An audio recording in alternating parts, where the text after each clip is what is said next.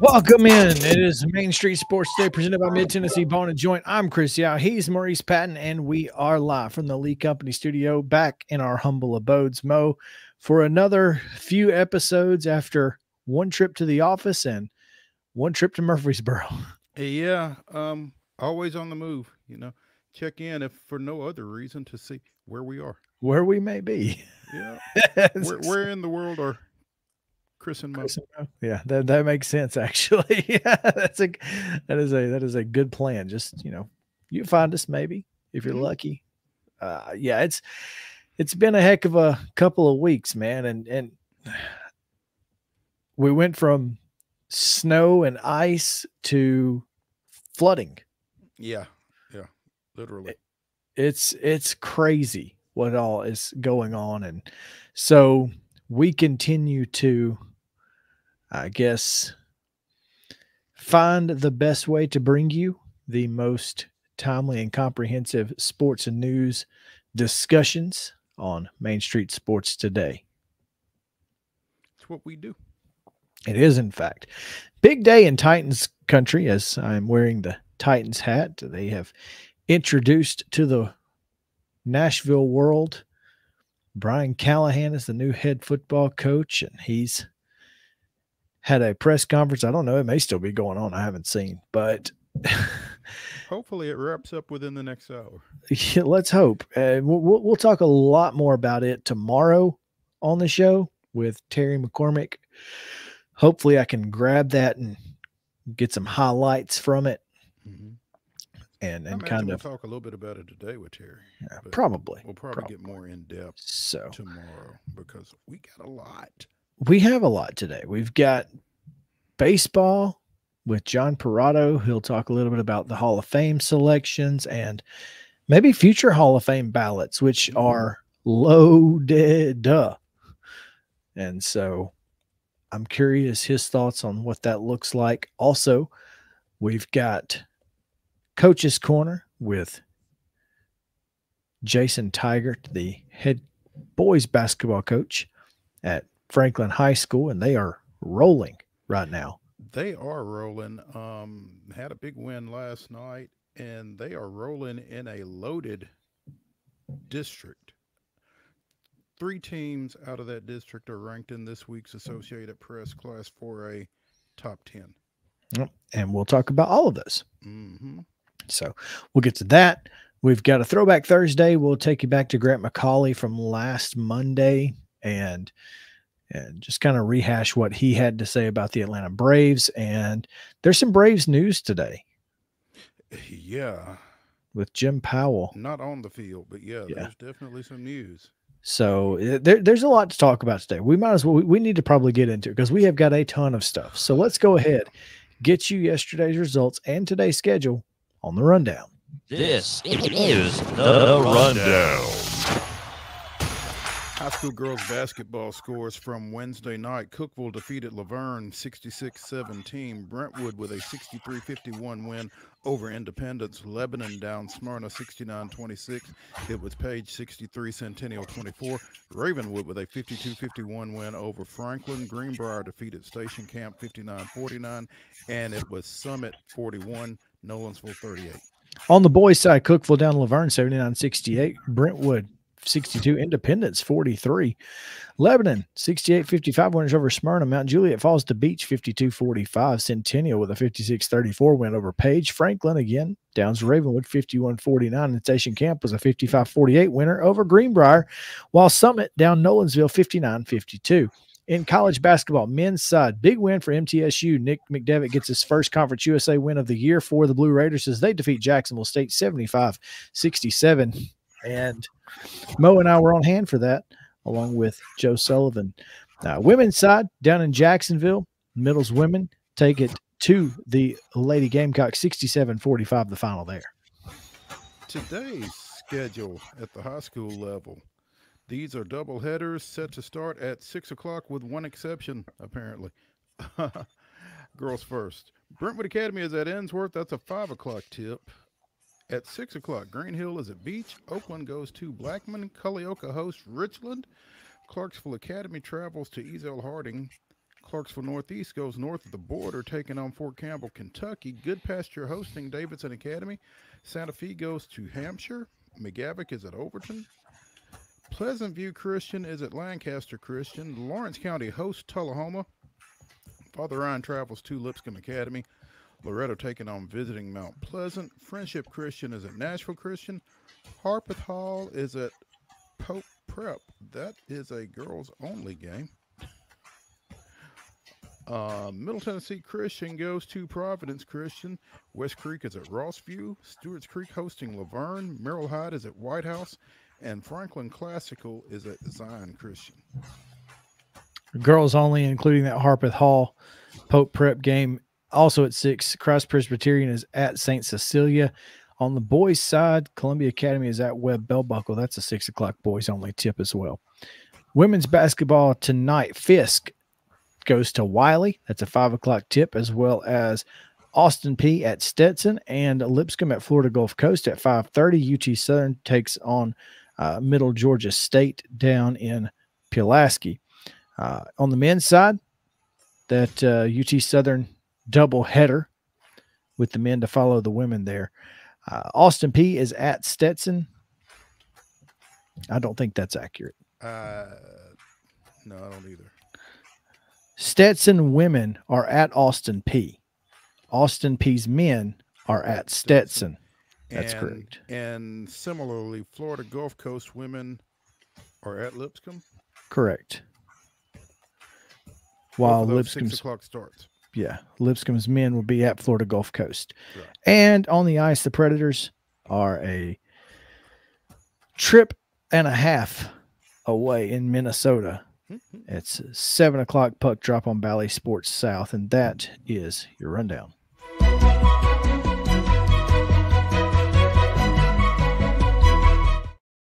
Top stories brought to you, as always, by our friends at Piggly Wiggly, Neely's Mill Shopping Center in Columbia. It's a delicious deli specials. You've got great hand-cut meats, fresh produce, and everything on the shelf is cost plus 10 at the register. And let me tell you, those cobblers worth the price. Oh, goodness. Yeah. Make sure to go. One of those would go good right now. No doubt. I've got some soup in the crock pot later, and I am pretty fired up about it. I'm not going to lie. Okay. All right. So, but today's top story, let's start, Mo, with our friends at the Tennessee Sports Writers Association as they have their weekly Players of the Week. Yes, the TSWA has named its men's and women's basketball players of the week from January 15th through 21st. And one of them is, well, they're both familiar names for different reasons. King freshman Mikhail Pocknett had a double-double last week, scored 27 points with 11 rebounds against Barton. Leading King University with 16.1 points, 6.9 rebounds. And this is his second TSWA award of the year, to go with one that he picked up back in November. On the women's side, former Ravenwood standout Reagan Grimes from Tennessee Tech is named TSWA Women's Basketball Player of the Week after scoring 31 points, shooting 10 of 15 from the floor, 10 of 11 from the line in the Lady Eagles' 86-81 win at Tennessee State. So congratulations to both Mikhail Pocknett from King University and Reagan Grimes from Tennessee Tech via Ravenwood, the TSWA's men's and women's basketball players of the week this week. All right, let's get into our top story, which is very simply Jim Harbaugh is headed to the National Football League. And that means that Michigan hasn't opened. Well, here's the thing. Jim Harbaugh did this perfectly. I think he knew he was going to the Chargers a week ago. I think the Chargers knew he was going there a week ago. But he did it after spring semester classes have started across the country. Mm. And so now those players who may have transferred can't get in anywhere because spring's already started. Yeah, I mean, I guess that's one way to look at it, that he did it the right way. For his sake, for Michigan's sake anyway. This is a troublesome situation. I mean, any way it goes. This scenario, what we saw at Alabama and open season down there and what we see here, and the kids kind of being stuck because classes have started. And, just taking the way you pitched it, I mean, it was kind of manipulative. Absolutely it was. The kids are put in a spot where they can't leave. Pretty much. That's a problem. But as you saw with, I mean, the exodus at Alabama is also a problem, especially with Ohio State sitting there with an open checkbook, apparently. Yeah, no doubt. And that's a problem as well. I think so too. But I think and I don't know how you fix this. Yeah. We have tried to hash it out on this show. We've given out some ideas, some thoughts, and and like you say, every one of them has consequences. Mm-hmm. Absolutely. So I don't know how you fix it. I don't know if you fix it. I think there are some players on that roster that a school might make an exception for if necessary. I would imagine. I would definitely imagine. But, Harbaugh to the Chargers. How long have we been saying that? A month.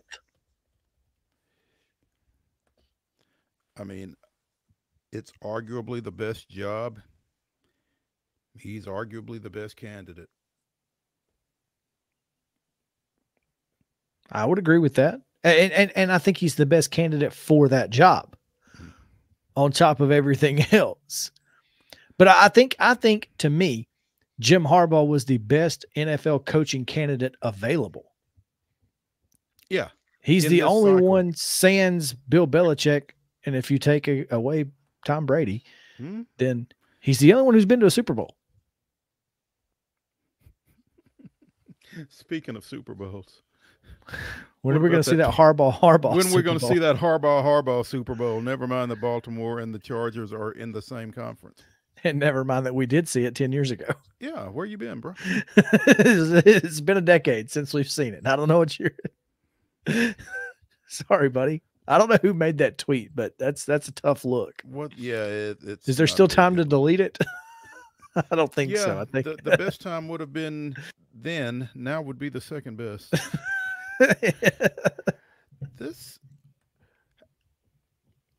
I mean, you don't think that this won't work because, again, you've got the quarterback, right? You've got the quarterback. And you feel like Kansas City is at the top of that division, but you also feel like both the Raiders and the Broncos are certainly in flux. I think that is a accurate statement. I'm trying to find. Yeah. And I don't know if I can even read this LA Times article, but I'm opening it. It is a really rough roster situation for the Chargers. Apparently, CBS Sports says that they are more than $50 million in salary cap debt. Correct. which means they got to start cutting some folks.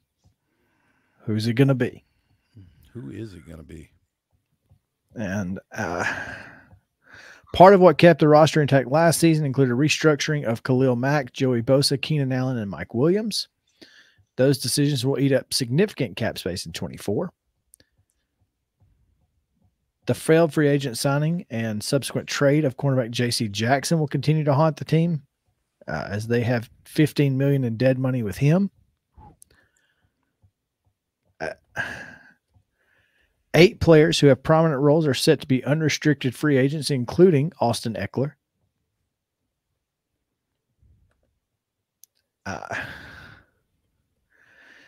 Telling you, man, this is tough. This is the whole reason why I didn't think the Chargers job was the best job. This is why. Because I think you are in an impossible roster situation no matter who your coach is. You're in salary cap hell, huh? You are in salary cap hell. We've been there. We've seen it. And they do have the number 5 pick. They do have the number 5 pick. And you'll get, I think they're going to end up having to go with a lot of rookies. They may end up having to trade some of their bigger pieces to get picks in order to decrease the salary cap and still have enough players to play. So it may be a step back to go forward. Yeah. Kind of thing. Or maybe even a couple of steps back to go forward. And is Jim Harbaugh enough to keep Justin Herbert around?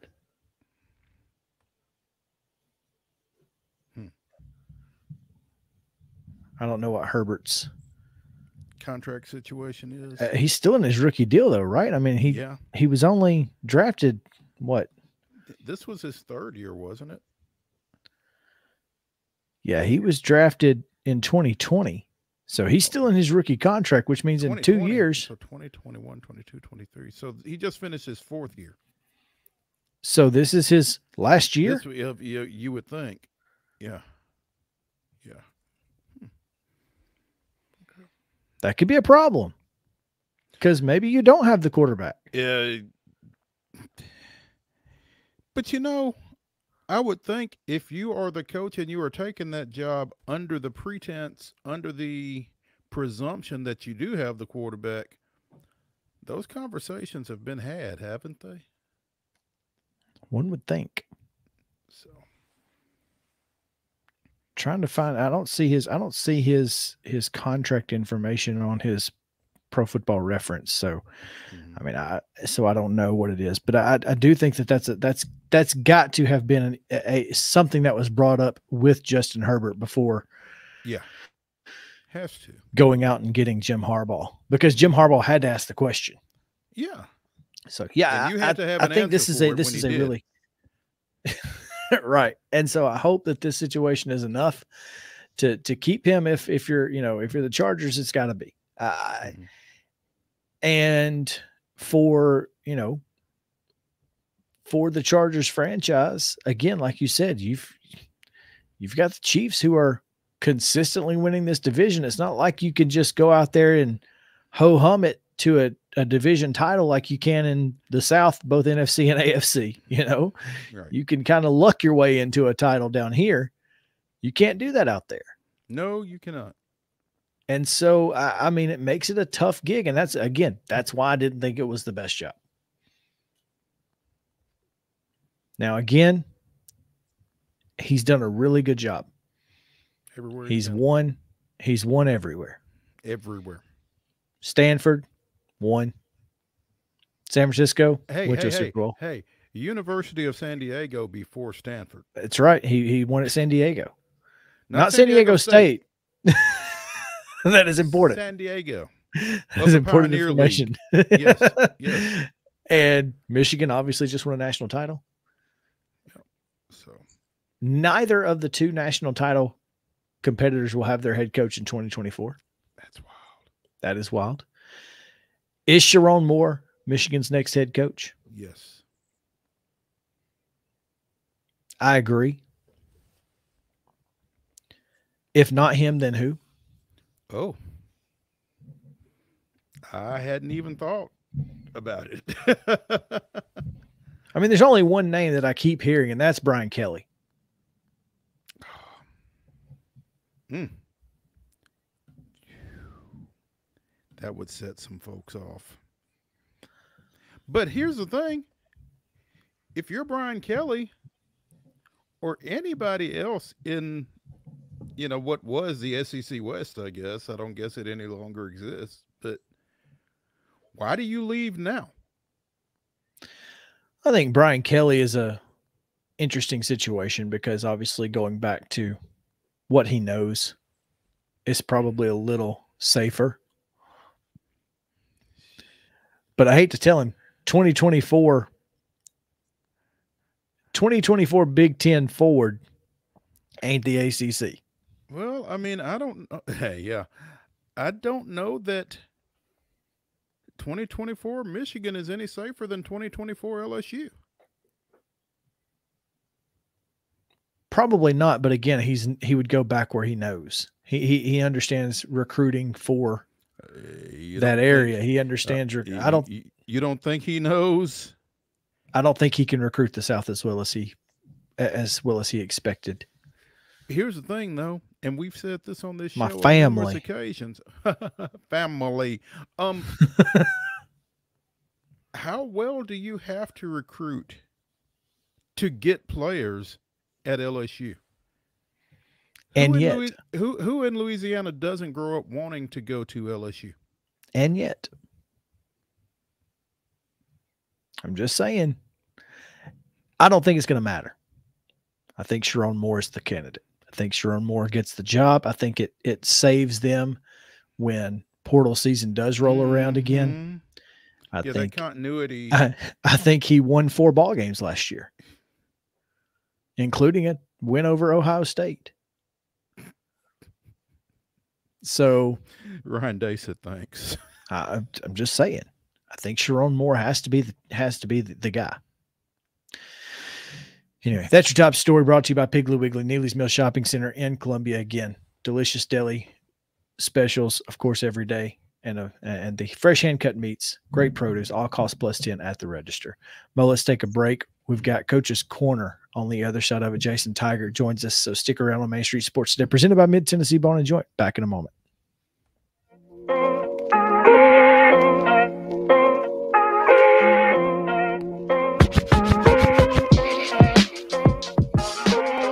Mid-Tennessee Bone & Joint treats your orthopedic injuries and existing conditions. Our trained physicians will get you back in the game faster. Contact us at 931-381-2663 or www.mtbj.net. With Lee Company technology, the best handymen are hands-off. Lee Company techs have been using visual findings and other smart technology tools for years to add transparency and virtually take customers along. You see what we see, whether we're in a crawl space or on a roof. With Lee Company, technology helps us help you, no matter what's happening in the world or at your house. Jones & Lang Sporting Goods here in Columbia has been outfitting teams, officials, and anybody else from T-ball to college for 50-plus years. Be sure and check them out at 931-388-8060 or online at jonesandlang.com. Jones & Lang Sporting Goods, the look of a winner. Zion Christian Academy, zioneagles.org or 931-388-5731. You can schedule your appointment. Go tour their campus. It is beautiful over there, and you're definitely going to want to see it. Again, it's zioneagles.org. Give them a call, 931-388-5731, and schedule your tour today. Custom Stone Handlers supplies over 600 distributors and suppliers with quality stone products. Along with River Stone, we produce and distribute over 100 building, landscape, and other bulk products. Our goal is to provide quality products, service, and partnerships to ensure our customers' success. We firmly believe that the measure of any person or company is how they treat other people and customers. Give them a call at 931-490-4990 or visit CustomStonehandlers.com. A game without a crowd is just a scrimmage. A performance without an audience is just a rehearsal. Without your presence, high school sports and the performing arts aren't possible. Ensure that these essential extracurricular activities continue to enrich the lives of students in Tennessee. Purchase a ticket to your local high school's game or performance. This message presented by the TSSAA. Mid-Tennessee Bone and Joint has been the official sports medicine provider for Murray County Schools for more than 40 years. We specialize in orthopedic service, and our Ortho Quick Walk-In Clinic lets you bypass the ER. Visit us online at www.mtbj.net.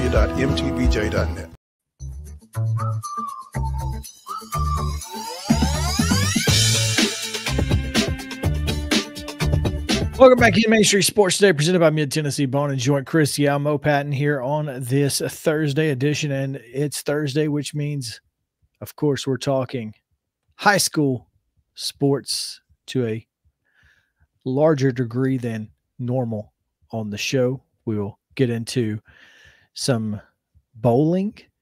State championships took place yesterday. We'll talk about that a little bit later. We'll also talk about the Associated Press Top 10 polls, which includes, Mo, our next guest. Absolutely, it does. Franklin Admirals boys basketball coach Jason TIGERT joining us here on Coach's Corner. The Ads coming off of a big victory last night, keeping them undefeated in District 10-4A, and out in front of a stacked district. Coach TIGERT, thank you for joining us. Hey, we like that background, man. Good stuff. Appreciate right there. that. Yeah. Last night, I mean, it's again, it's always tough in this district. We're going to talk a little bit more about it in a second, but had to come up with a big one on the road. Yeah, Ravenwood's always a tough environment for us to go play in. Going into this season, they kind of had our number here as of recently, and so we've been able, fortunately, to win 2 close games with them this season. And so very proud of the effort of the guys. Game could have gone either way, but this team this year, they don't play too high, not too low. They don't panic, and that's helped us be very fortunate in a lot of these close games. 51-49 last night after a 66-64 win back on January 2nd at your place over the Raptors. 9 straight wins now. What is it we're doing right? Well, we don't play a lot of kids, and so early in the year, from a conditioning standpoint, I don't think we were quite there, and so we kind of played our way into shape and ended up going over, played pretty well in a tournament at Riverdale, and then went down to Florida. We go down there for every year for over at least the last several years to Destin for a tournament, and really started playing well. And it's just kind of carried on throughout the new year and into district play. And guys, the snow break hurt us kind of as far as our conditioning goes as well. So we're back in that same mode where we're kind of playing our way back into shape. But it's been, that trip's been really good for us over the last couple of years. We felt like we've come out back playing our best basketball after that trip, and that's what you want going into district play. 14-4 overall, 6-0 in district play following that win last night. Another big one tomorrow night as you go to Brentwood, and that's always a dogfight. Going back to pretty much the opening of Brentwood, beat them 54-51 in overtime at your place earlier this year. What are you expecting out of that one? Well, it sounds like they're playing really well also right now. Yeah, they got a big win last night over Independence. I watched that film last night. They've got a good team. Obviously, Coach Bond is a legendary coach, does a great job. They can they're known for their zone defensively, but they can play man. They're playing a little faster this year. They've got an elite big man in Cochran, and they've got nice pieces around them as well. And so it will, without question, be a tough task to go over there and get a win. You talk about Cochran being an elite big man. You've got a pretty elite big man as well. And after losing him last year, because I had an opportunity to see you all with Christian Brown last year before he suffered that season-ending leg injury, and from the outside looking in, I felt like he was really the missing piece for you guys, considering the way you shot it from the perimeter. And I would imagine that really impacted y'all when you lost him last year. Getting him back, what has that meant to, how you all have been able to play? Yes, I mean, without question, we can't. When we lost him, we kind of became a one-trick pony where it was a three ball or it. And so having Christian in that inside presence has significantly helped us out on both ends of the court. Offensively, Christian averaging over 17 a game, can step out and shoot the basketball, obviously finishes around the basket well, and then defensively, just having that rim protection. And he does it in a couple different ways. That's what makes Christian really special. He's not only an elite shot blocker, he's also a great charge taker, leads us in taking charges. And so that's not normal to have a post player of his size lead you in charge taking as well, just because he does block shots so well. So it just adds another layer to his protecting the paint.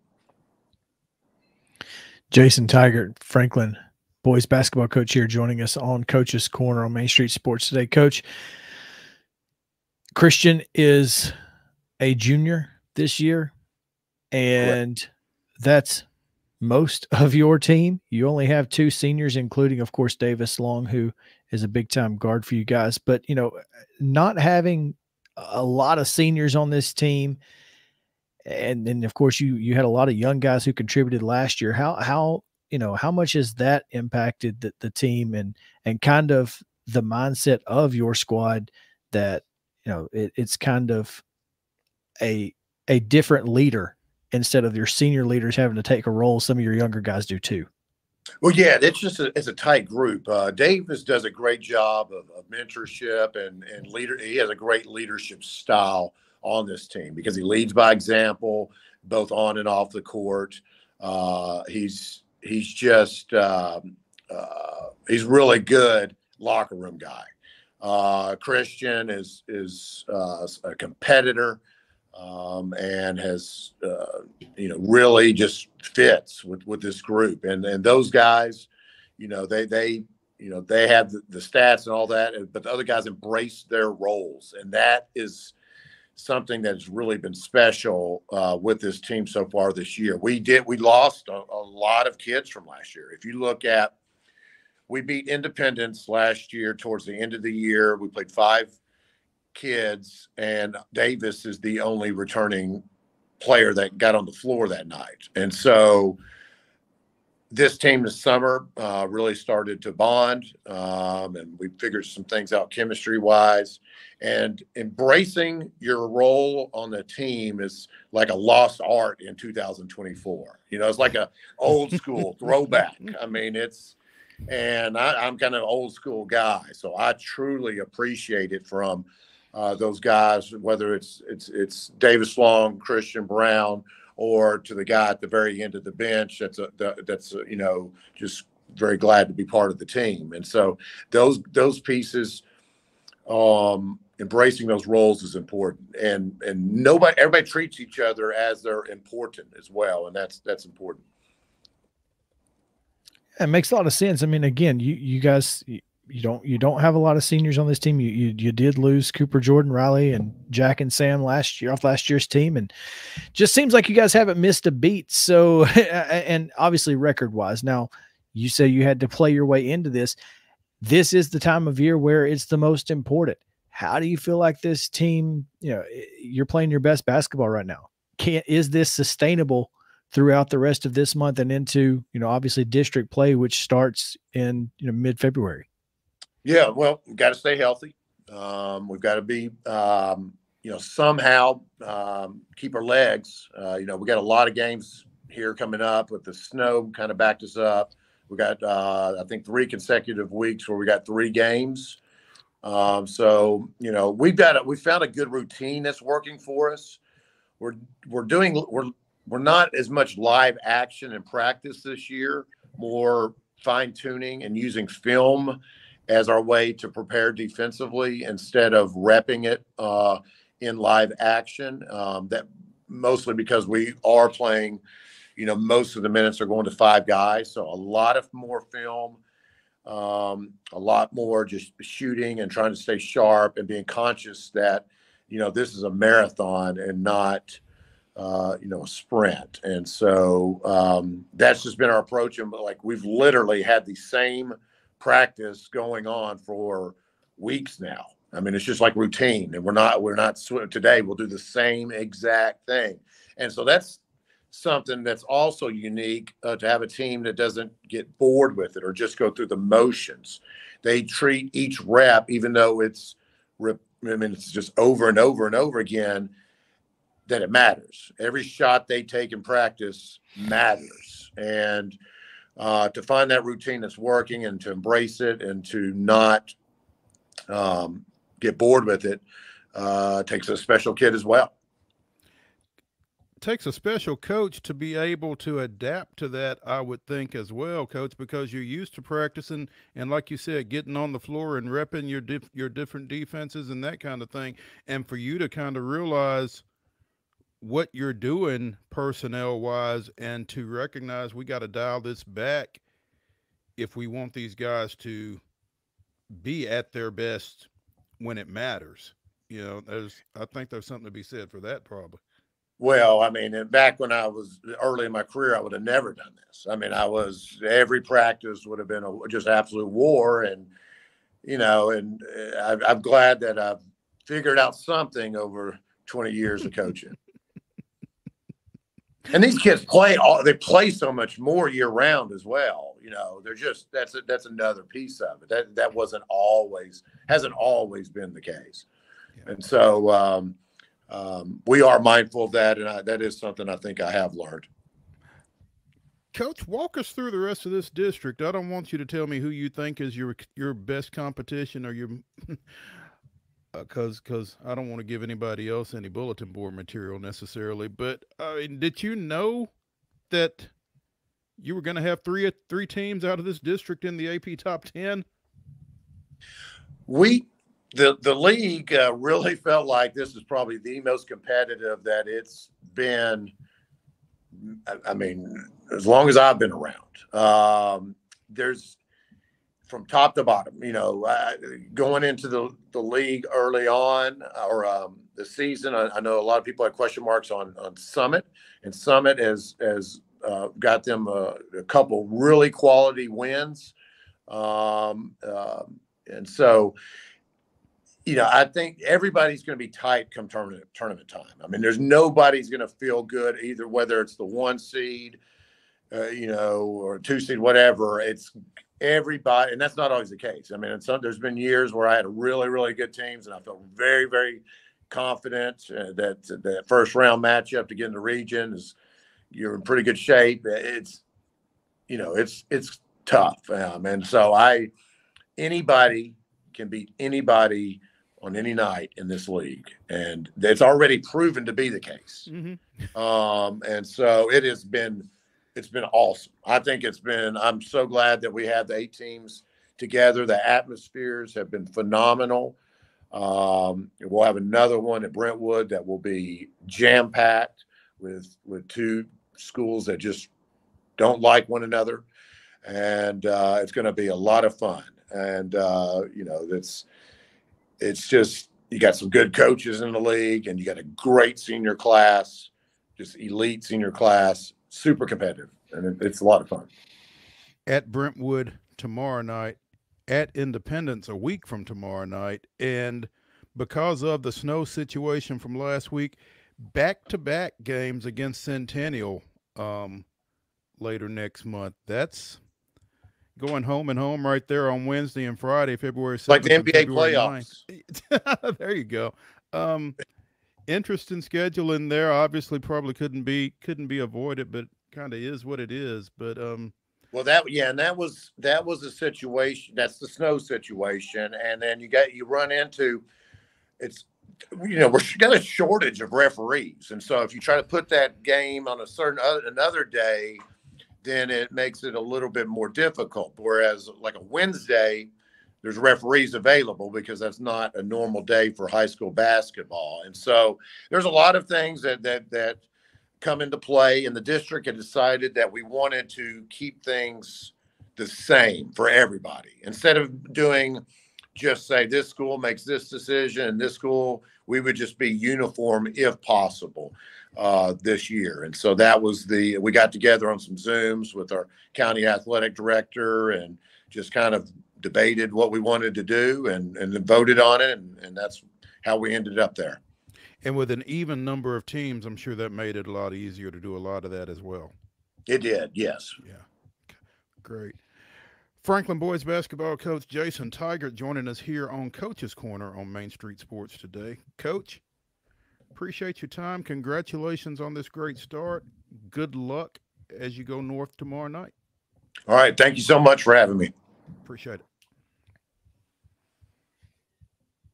All right. Always good stuff there. Absolutely. We've got more high school sports to talk about, including the AP Top 10 polls for all of the classes. And both boys and girls, which you know, yeah, isn't always the case, which is fantastic news. And we'll talk about bowling. We've got just all kinds of great stuff coming your way here. So stick around. Main Street Sports Day, presented by Mid-Tennessee Bone and Joints, back in just a moment.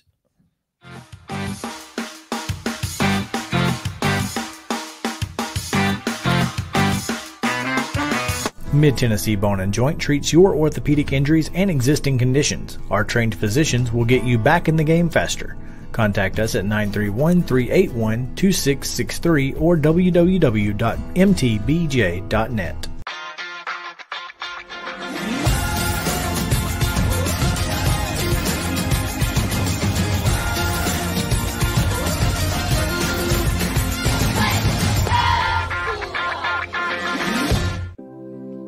Custom Stone Handler supplies over 600 distributors and suppliers with quality stone products. Along with River Stone, we produce and distribute over 100 building, landscape, and other bulk products. Our goal is to provide quality products, service, and partnerships to ensure our customers' success. We firmly believe that the measure of any person or company is how they treat other people and customers.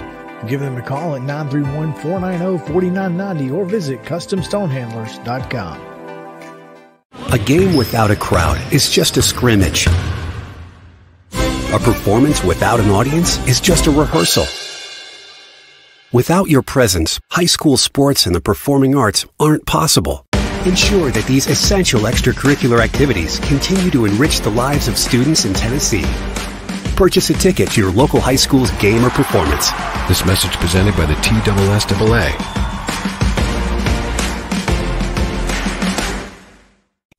With Lee Company technology, the best handymen are hands-off. Lee Company techs have been using visual findings and other smart technology tools for years to add transparency and virtually take customers along. You see what we see, whether we're in a crawl space or on a roof. With Lee Company, technology helps us help you, no matter what's happening in the world or at your house. Piggly Wiggly, located in Neely's Mill Shopping Center, is Columbia's locally owned and operated Cost Plus 10 grocery store dedicated to serving the community with low prices and smiling faces. Piggly Wiggly offers fresh, hand-cut meats daily as well as daily hot plate lunches from their deli counter. You're certain to see smiling faces and a helping hand when you're here at Piggly Wiggly. Come by and check out our fresh produce, high-quality meats, and more. Down home, down the street, we'll see you at the Pig. Mid-Tennessee Bone & Joint has been the official sports medicine provider for Murray County Schools for more than 40 years. We specialize in orthopedic service, and our Ortho Quick Walk-In Clinic lets you bypass the ER. Visit us online at www.mtbj.net.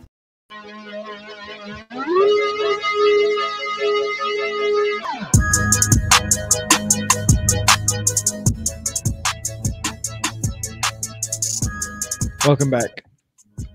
It is Main Street Sports Today, presented by Mid-Tennessee Bone & Joint from the Lee Company Studios, with the S again, but plural. Chrissy, I'm Mo Patton here with you, and it's time now to talk a little bit of high school sports. Anytime we have a state champion in our immediate coverage area here in the southern middle portion of the Main Street Preps footprint, that usually takes precedent over anything else we talk about in the high school ranks. So let's go ahead and get it out of the way. Talk a little bit about all of these state champions, at least the ones from Middle Tennessee. Yeah, Alex Davis of Columbia Central, junior over there, after placing 5th in the Division I boys bowling tournament a year ago, won the whole dang thing yesterday. Pretty exciting championship match with he and Stewart's Creek freshman Mateo Quintero. Davis won it by 4 pins. That's good. Hey, look, that is always when you can get a competitive match like that. Now, was Davis the 2 seed? No, Davis was the 1 seed. So he was sitting there in the ladder match. The top 6 semifinalists advanced to ladder. It's 6 versus 5 versus 4 versus 3. That's why they call it ladder. You're working your way up. And so he has to sit there and watch and wait and battle those nerves. And clearly he was ready when it was time. So opened up with 4 straight strikes and again went on to win 226 to 222, becoming Columbia Central's 5th individual bowling champion, their first since 2016. So big win for him. And again, won by 4 pins. That was the closest of the 4 individual championship matches yesterday. Let's talk about this Division II. Speaking of the ladder matches, because Logan Winkler had to climb the entire thing.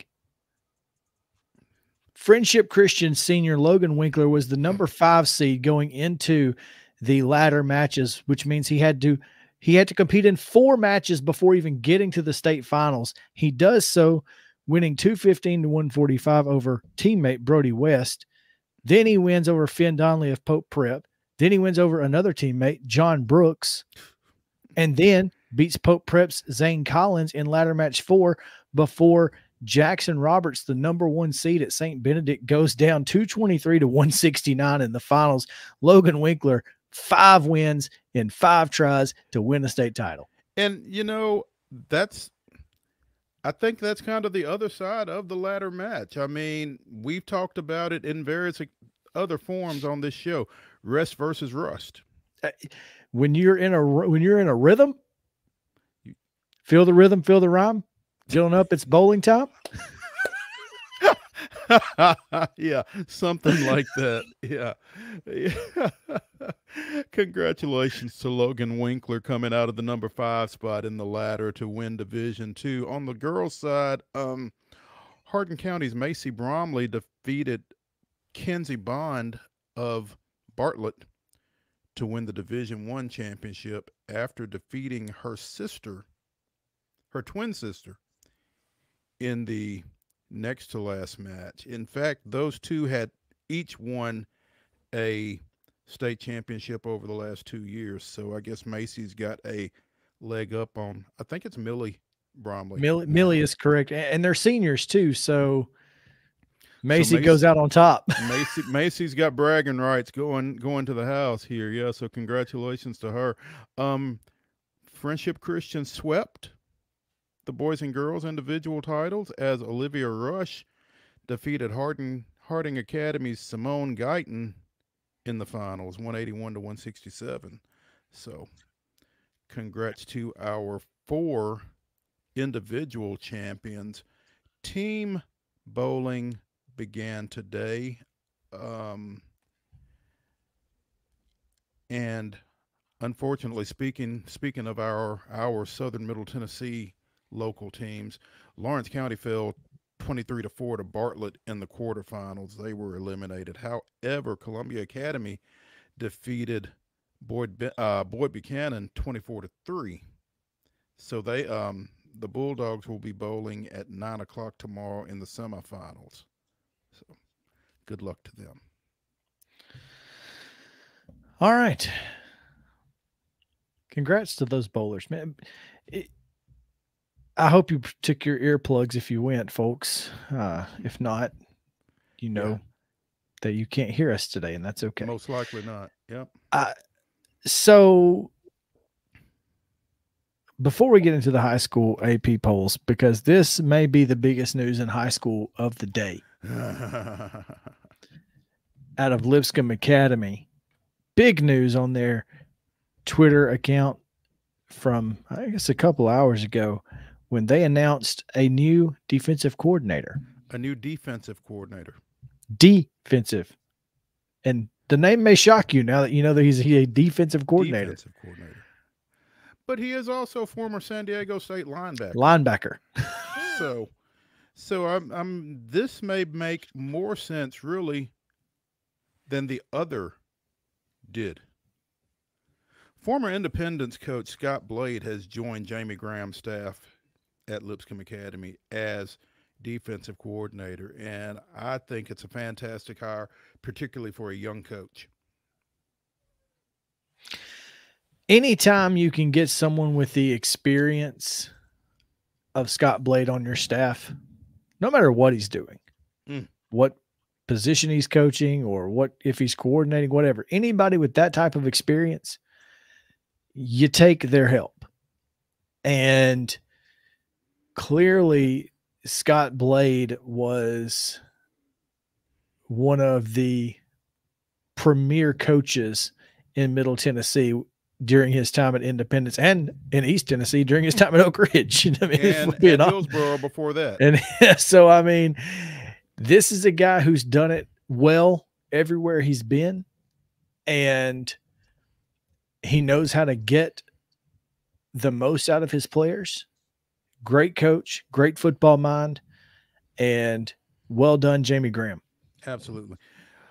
Blade, 37-5 in 3 years at Hillsboro with a 2008 Class 4A state championship, 35-15 in 4 seasons at Oak Ridge, including a 10-2 season in his final year there before coming back to Independence, where he went 74-37 over 10 seasons with a state championship and a state championship game appearance.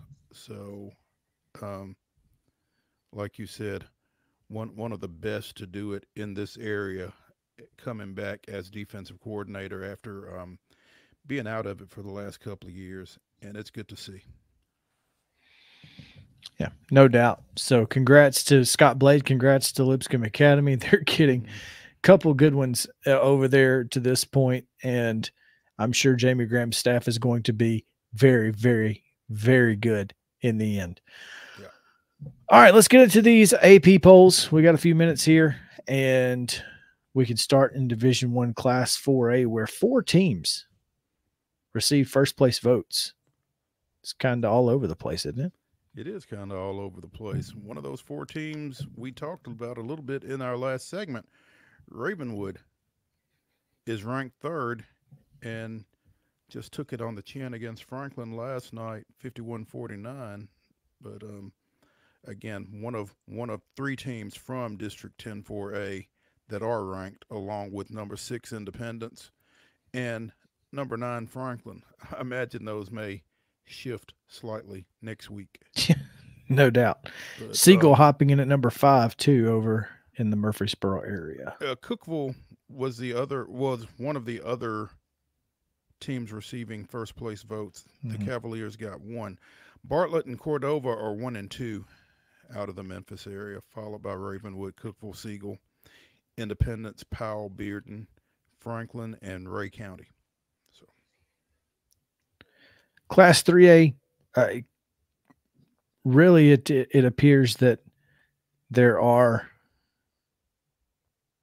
the haves and have-nots almost, because the point totals are obvious. It's obvious where the cream of the crop has risen to, and that is, the tops of this class with Fulton at the top, Fayette Ware, Dyer County, and then Lawrence County at 4. Yeah, Lawrence County at 4. But as you mentioned, Upperman at number 5, they received their first place vote. Mm-hmm. And then you're followed by Munford, Bolivar, Unicoi County, Ridgeway, and Chester County closing out the top 10 in 3A. State tournament appearance from Power Center Academy last year, they also received votes. And obviously coming off a state tournament appearance, you feel like they have a chance to be among the best. Pretty impressive looking when we saw them against Giles County last year as well. So, yeah. Absolutely. In Class 2A, undefeated Douglas. They get 11 of the 12 first place votes, with Gatlinburg Pittman getting the only other one. Mm-hmm. Followed by Kingston, Tyner, Grundy County, South Green, Austin East, Westmoreland at number 8, Summertown at number 9, and Camden at 10. It's interesting. Mm-hmm. In Class 1A, well, they're still there, Mo. They are still there. You know why? Primarily because they haven't lost. The Wildcats of Santa Fe, led by 35.7 point per game scorer Alden Slaughter, Mr. Basketball candidate, by the way. For those, yeah, for those of you who may have some say in that. Wildcats 16-1. Like you said, Harriman is number 2, followed by Union City, Middleton, Pickett County, University. It's pretty broad. I'm pretty sure it's University School of Johnson City at 6. Eagleville 7, Chattanooga Prep, Houston County, and Humboldt rounding out the top 10 in 1A. I would like to also say Harriman at number 2 with the 3 first place votes. Same record as Santa Fe, and they've got a kid who is as legit a basketball player as you're going to see at the Class 1A level. 6'7" kid, headed to Murray State. I don't know his name because the person who sent me his highlight tape just said that he's legit D1. And I watched the highlight tape, and he's legit D1. Right. Yeah, there you go. So, well, the guy, I would never question the person who sent it to me when talking about talent. Let's just put it that way. Okay. Division 2, go ahead. D2 2A, Pope Prep out in front with 9 first place votes, 22-3 as of this vote.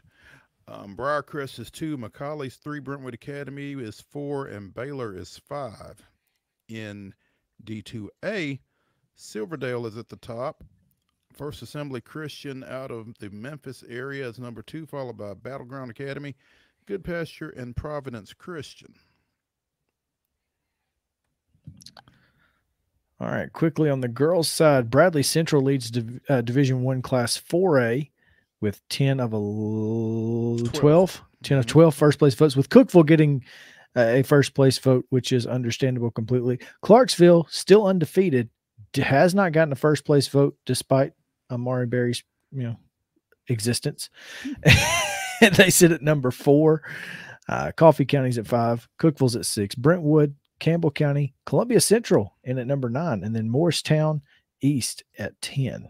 Yep. Lebanon received votes and was just outside the top 10. They're number 11. In Class 3A, you've got White County and Upperman tied at the top of the poll. White County with 4 first place votes, Upperman with 8. I feel like that would be a tiebreaker. One would think. Maryville Heritage is 3, Dyersburg is 4, David Crockett 5. Chester County, Northview, Signal Mountain, Clinton, and Cumberland County round out the 3A top 10. The 3A around here is almost non-existent. 2A, McMinn Central gets 11 of the 12 first place votes, and they sit at number 1, followed by Gatlinburg, Pittman, and Loretto at number 3.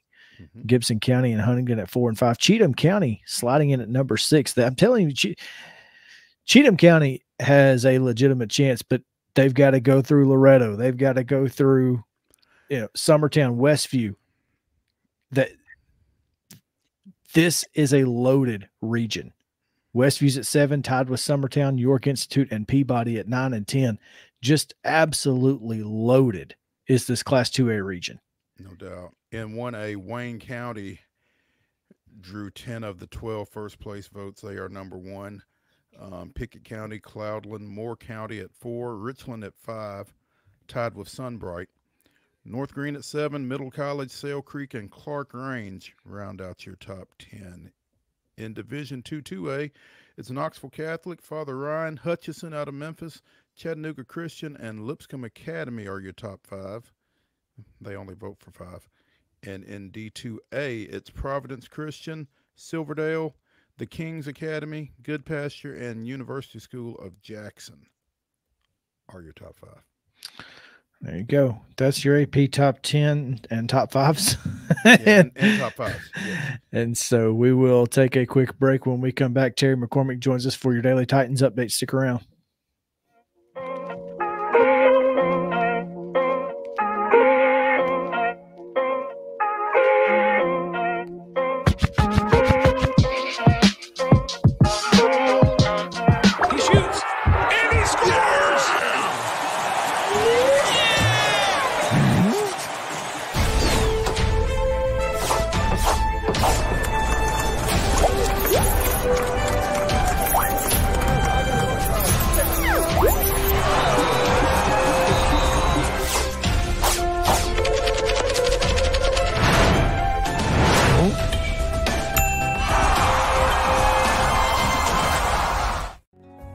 Since 1975, Mid-Tennessee Bone and Joint Clinic has treated the orthopedic needs of Middle Tennessee residents. The trained physicians provide surgical options and minimally invasive options to treat all orthopedic needs. The walk-in clinic, OrthoQuick, helps you bypass the ER while treating sports injuries and acute needs Monday through Saturday. Visit MTBJ online at mtbj.net or on social media at Mid-Tennessee Bone Joint Clinic.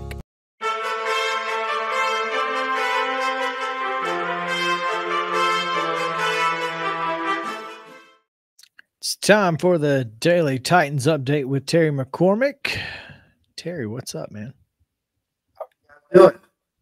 Well, Brian Callahan had his first press conference as the Titans' new head coach, and I think it kind of went about as people would have expected.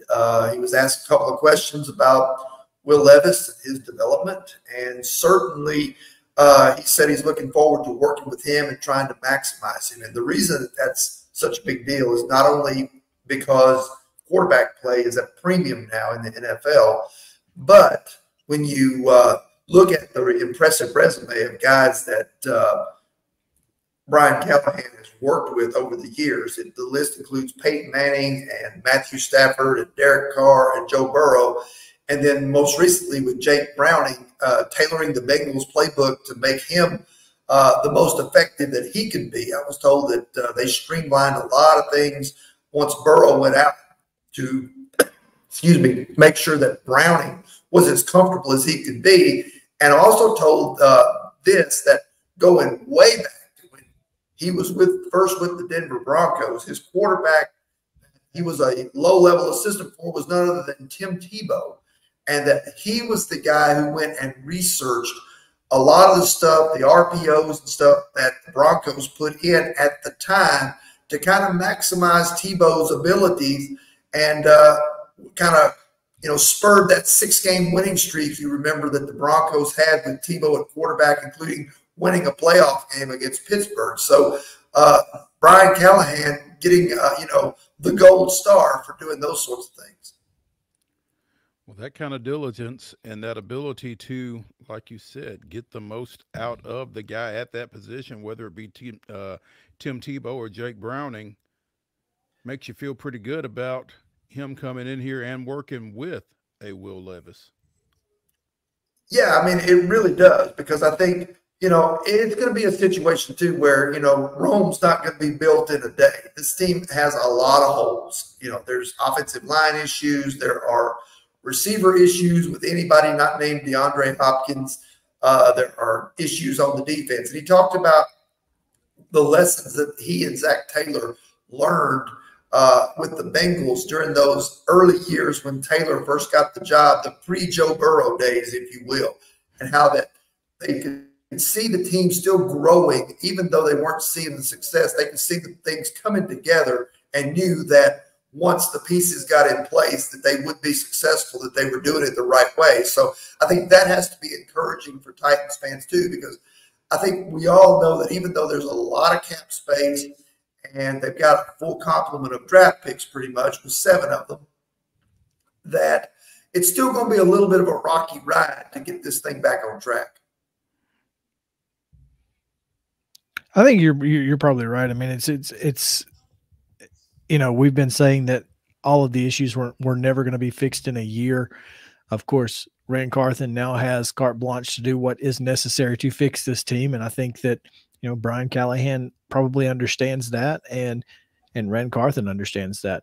One of the things that I thought was interesting is he, of course, got questions about Will Levis, but also got questions about somebody else, his father, to which he responded, "Oh, he's under contract." Well, that's what he has to say. That's good. Good call there. Good call. Under contract to the Browns. Okay. Yeah. Yes, that's what he has to say, unless he wants to start getting fined or handing over draft picks. You don't want to run into a tampering charge on your first day on the job, I don't guess. So yeah, but I would think though this kind of falls back to that NCAA pre-existing relationship kind of thing. So hopefully that won't be too much of an issue. Yeah, I mean, I think it would be really good, you know, not only from a sentimental standpoint, if you're into that sort of thing, but from a coaching standpoint. Bill Callahan's one of the best offensive line coaches in the NFL. So if the Titans were able to go that route, it certainly could not hurt their fortunes in terms of how bad it's been on the offensive line. I'm not ready to say he's going to turn, you know, some of the guys they have into Pro Bowlers, but he can at least identify guys who have some talent that can come in and be plugged in and get the most out of them. Terry, what was the one thing Brian Callahan said that jumped out at you that maybe wasn't necessarily quarterback related? Well, I think the fact that he said that he and, you know, Ran Carthon hit it off, you know, from the get-go. I think that he said from the first Zoom interview, he felt like that this was where he wanted to be. And I think, you know, I don't think that was just lip service. I think that was genuine coming from him, because you saw that he kind of got emotional and choked up about his time in Cincinnati with Zach Taylor and the people there in the Bengals organization. He said he wants to replicate that type of success, that type of atmosphere here. And I think when you look at where this team has been, and the approach that this team has taken pretty much for the better part of its existence, I think this is a sign. You've got a general manager coming from the 49ers organization. You've got a head coach coming from the Cincinnati Bengals organization. So you've got 2 organizations that are more forward-thinking than the Titans have been in a lot of areas, whether that's analytics, whether that's throwing the football, you know, offensive scheme in general. I think we're finally going to see the Titans take a big leap forward in terms of how you win football games in 2024. On a scale, we'll say 10. How confident did you feel like Brian Callahan came across today?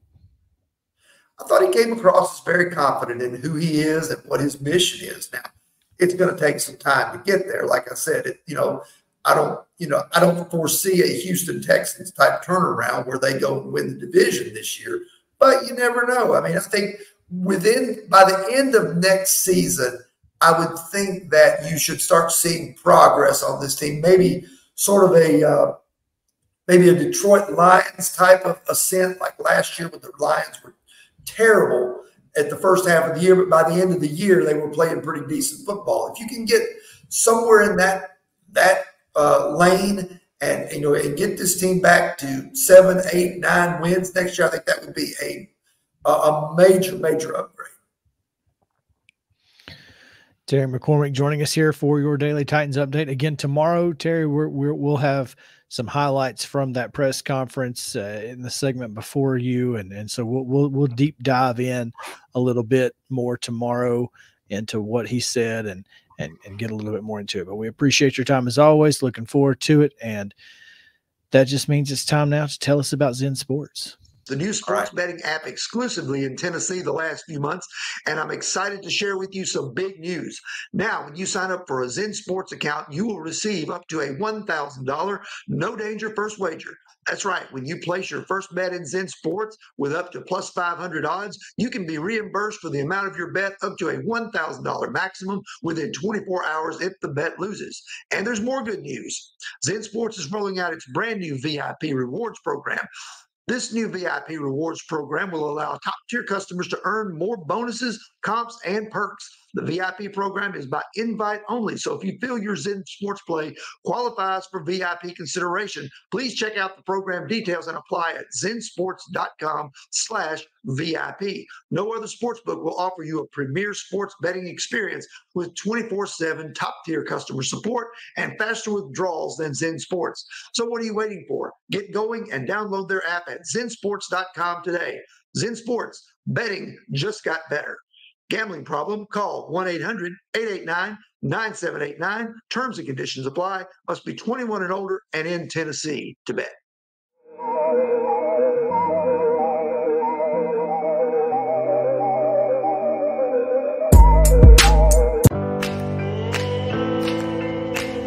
Smiles. These are the healthy smiles of real Delta Dental members.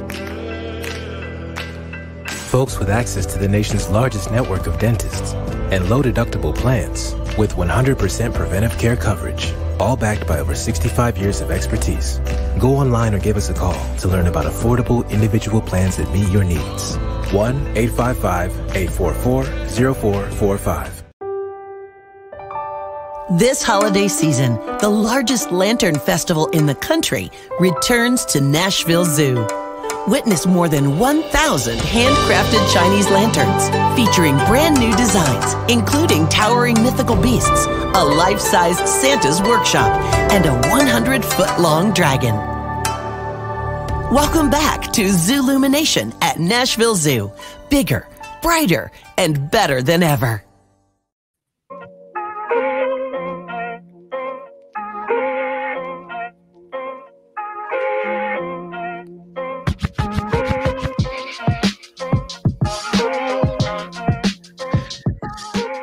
Welcome back in Main Street Sports Today, presented by Mid-Tennessee Bone and Joint. Chris Yao, Patton, and we are scheduled to be joined by John PERROTTO.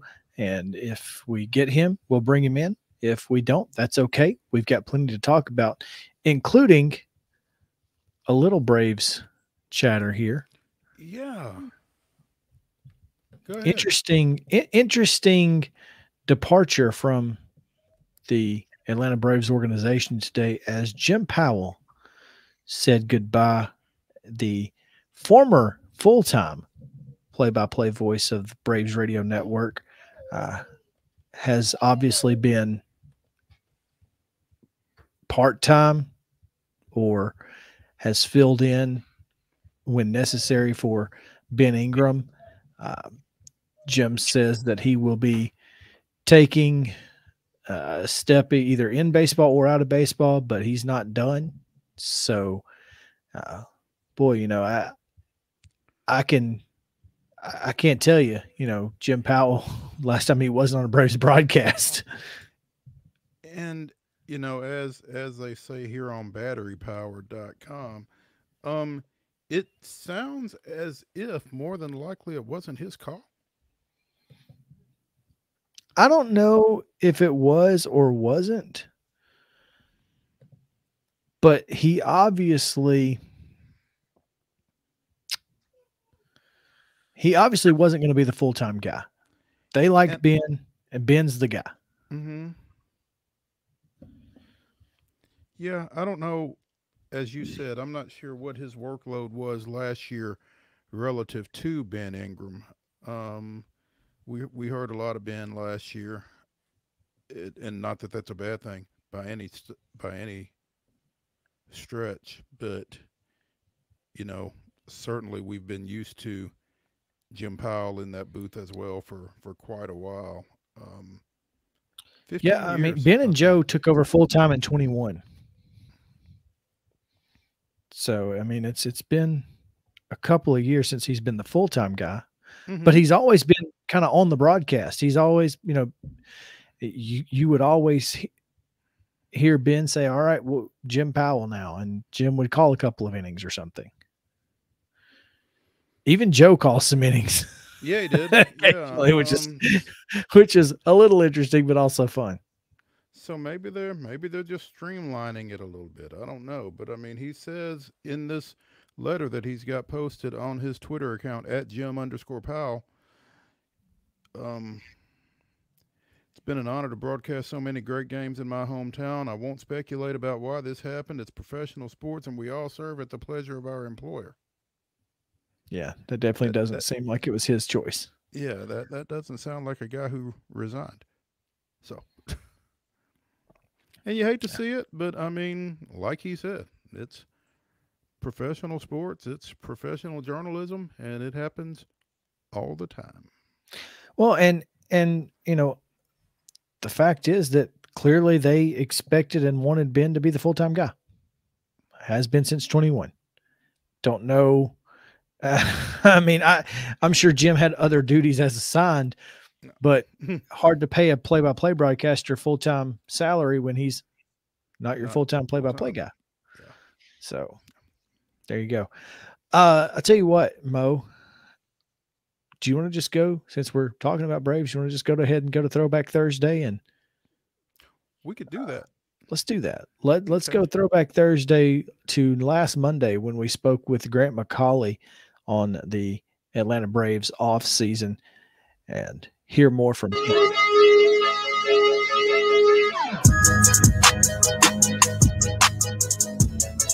Welcome back in Main Street Sports Today, presented by Mid Tennessee Bone and Joint. Chris Yao, Maurice Patton here with you on this Monday. We're coming to you from the split Lee Company studio and multiple studios. Yeah, working from home today as neither of us feel comfortable walking in the snow, much less driving in it today. So that's what we're going to be doing. But we have a great show anchored by some great guests, including our next guest, Mo. Yeah, 92.9 The Game out of Atlanta's Grant McCauley now joins us. Grant, is it snowing in Atlanta? No, we've got no snow here, and I don't think anybody is too upset about it because when it snows in Atlanta, things go a little bit awry. Well, yeah, understood, because when it snows up here, things go a lot awry. So, yeah, I get it. I Just get a it. bit. Yeah, appreciate you. Nice swag there, man. Well, thank I you. like that. Thank you. I had to do something with all these bobbleheads that they give out over the last couple of years. And it's more and more. When I was growing up, it was like a couple a year. Now I think they give somewhere between 12 and 15 bobbleheads per season, which seems a bit excessive. But then again, they haven't run out of ideas. One per series, huh? At least, yeah. Yeah. What is the bigger news regarding the Braves? Is it last Thursday's agreement with Max Fried to avoid arbitration, or is it the Perdomo signing? I mean, I would say from a big picture perspective, like longer term, the Perdomo is much more of an exciting kind of signing because the Max Fried one is expected. I mean, they were either going to go to arbitration or they were going to agree to a deal, which they did, which is the first time in a couple of years, which is not a small thing, but you knew Max Fried was going to be here in 2024, to make a long story short. The Perdomo signing, though, I mean, you think about what the Braves had to go through after 2017 when MLB handed down those sanctions and they couldn't sign international free agents for so long. Well, now they're signing one of, if not the top guys in this class, and that's been a minute for the Atlanta Braves. Now, in the international field of play, as far as signing these free agents, it doesn't necessarily guarantee that the guy you pay the most is going to give you the most, as has been shown very many times. But I think that this is a talent the Braves are very high on, very excited about. And as a young, toolsy shortstop, you look at where the Braves are set up over the course of the rest of this decade and maybe beyond. Shortstop's not really locked down long-term. So maybe this is a guy who's going to figure in to being one of the fixtures of this club, and they can figure out what they need to do and want to do as far as Max Fried is concerned beyond 2024. So I'd give Perdomo the edge as far as the excitement factor. Avoiding arbitration with Max, does that do anything for the likelihood of re-signing him, do you think? I kind of thought so. I mean, the last couple of years, they have gone to that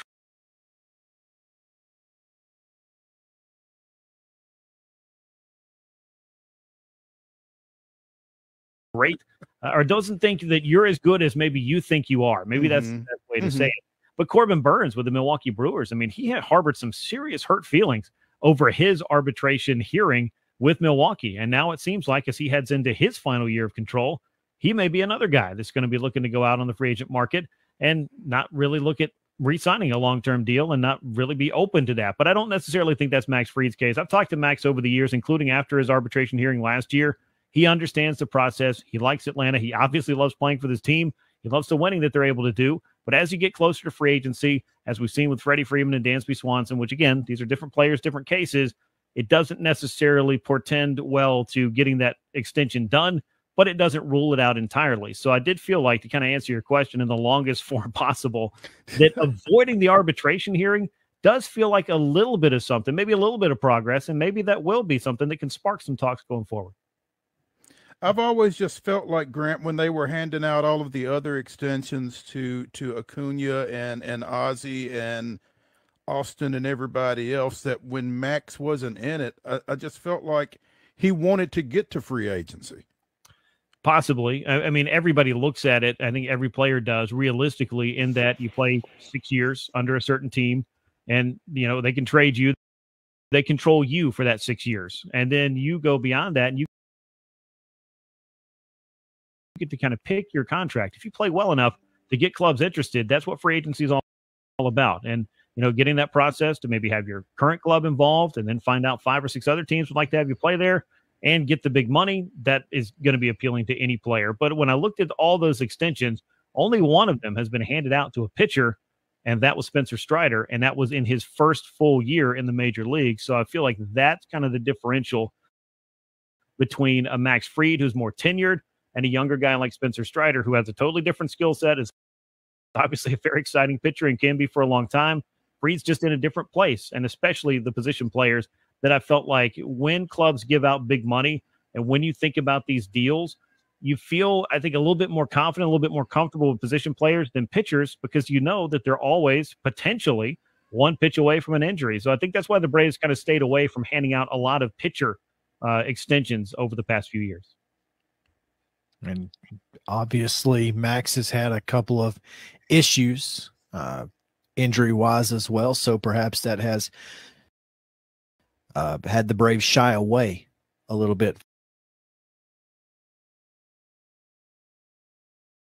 from an extension to Max. I'm not sure, but I do think that next year's free agent class for pitchers certainly gives the Braves some options, if not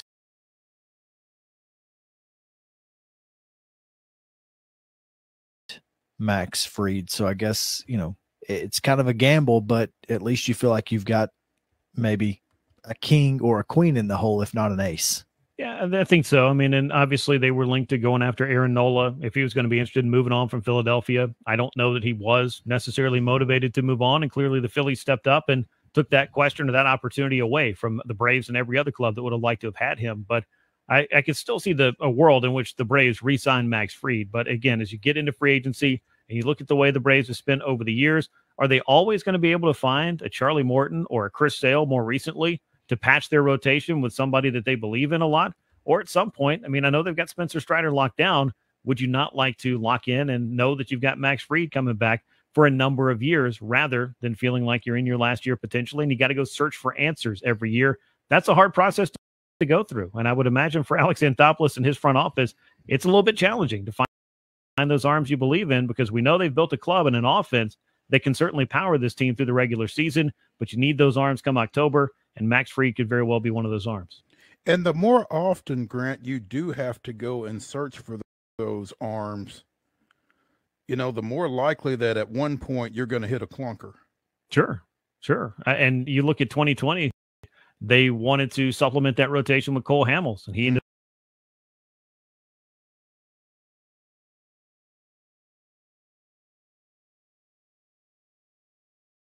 up being injured. he was hurt. I think that's a bit of a cautionary tale. Now, the flip side of that coin was Max Fried. I had a conversation with him last spring about this as well. Cole Hamels meant a lot to him because he saw a lot of what Cole Hamels had accomplished in his career was how Max was looking, what he was looking to become. And starting in 2020, he really took that big step, that next step into being one of the best left-handers in baseball. And I think Cole Hamels was a big influence for him over the course of that year. But when you think about, you know, the possibilities, I mean, I know it's risky signing people to long-term contracts. I know it's, you know, a risk that you take, maybe not signing someone to a long-term contract and having to search for somebody else. That's why when the question comes up, well, should the Braves trade Max Fried if they can't sign him long-term? And I say the answer to that is no, because then you got to replace him. And who are you going to replace him with? And as you just pointed out, maybe who you get in is not going to be as good as who you had. But that, of course, is the question of baseball, and it renews year after year after year. What is the best way and what is the best grouping that you can put together to make the club the best it can? And I think that's something Alex Anthopoulos and his group have been very committed to. But with Max Fried getting close to free agency, it's just going to be a different form of that question. And you know, for Max, he's going to have that opportunity to look around and have other clubs looking at him. And what is that free agent market going to look like? As we've seen over the past few years, it can be pretty rich. And a guy like Max Fried, who's been a perennial Cy Young Award candidate, that's a guy that I think a lot of clubs are going to be looking at. Grant McCauley of 92.9 The Game joining us here on Main Street Sports today. And Grant, this is kind of, well, we're a month away now, less than a month away from pitchers and catchers, which is an exciting Couldn't time. tell it looking out our window, but no, yeah. It's not snowing in Florida. No. Yeah, it is not snowing in Florida, thank goodness. But you know, when this club gets down there are what 3, 4, 5 open spots on the 40-man. Are those spots going to be for the taking during spring training, or do the Braves have an idea of, you know, maybe going out and signing some vet guys? What's the plan? Yeah, I think that they're going to over the next few weeks, and maybe even into the early portion of spring training or the latter part when clubs have to make those cuts and maybe they don't have room for a couple of players that make sense for the Braves. They'll be able to fill that 40-man out. But it's unlike any year I've ever seen where there were at one point, I believe, 8 spots open on the 40-man after they made the trade with the White Sox to get Aaron Bummer. And they essentially loaded up everybody that they could have non-tendered or were considering not offering a contract to and sent him to the White Sox. And that was a bit of a strange, I guess, series of events there that I just had not seen before. I still think they need a right-hand hitting outfielder that would help them off the bench.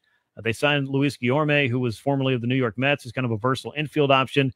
David Fletcher's not on the 40-man right now, but he was picked up from the Angels. I think he takes one of those spots. So you're probably realistically looking at maybe 3, possibly 4 spots on the 40-man that I think will be filled within that next month leading up to spring training.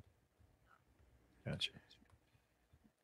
You touched, Grant, on the trade of that saw Atlanta pick up Chris Sale from the Red Sox in exchange for, is he still a prospect? Grant Von Grissom. So. I think so. He's close to graduating from it, you know, exceeding those rookie limits, I guess. But technically, when you just turned 23 and you're still trying to find that full-time job in the majors, and you have as good a year as he had in AAA last year, I would consider him a prospect, at least in spirit, if not by designation these days. But he's right on that fringe. Can you please explain something to me? Sure. Because you see a lot more Braves baseball than I do, which it's hard to believe, but you do.